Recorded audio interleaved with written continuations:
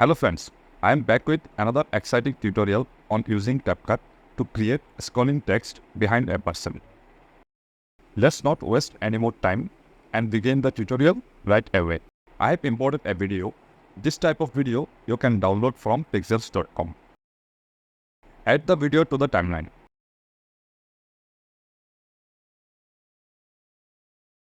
Reduce the duration of the video to 10 seconds. Create a duplicate copy of the video using on plus left mouse click. Select the above track video. Select Auto Cutout from the Cutout option. Wait till the process is complete. The Auto Cutout is used to cut out only human figures. If you hide the video track, it will only show the human figures. Unhide the below video track. Now I have to add text between both video tracks. But I can't. By default, CapCut does not allow placement of text between video tracks.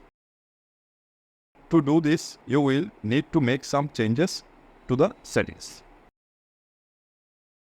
Click on the Modify button. Enable the free layer and click on the Save button. Now add a default text between both video tracks. Increase the duration of the text. Change the default text. Select a bold type font and change the color of the text. Keep the playhead at the starting point and add the first keyframe to the position. At this point, hide the text on the left side. Forward the playhead at 4 seconds duration. At this point, hide the text on the right side. Reduce the text duration to 4 seconds.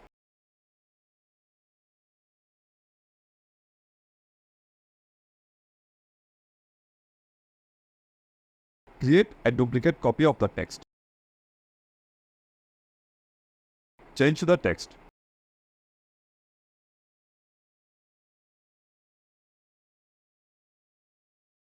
Change the color of the text. Place the duplicate copy at 1 second duration. Now, a scroll text behind person is ready. Play the video. That's all from this tutorial.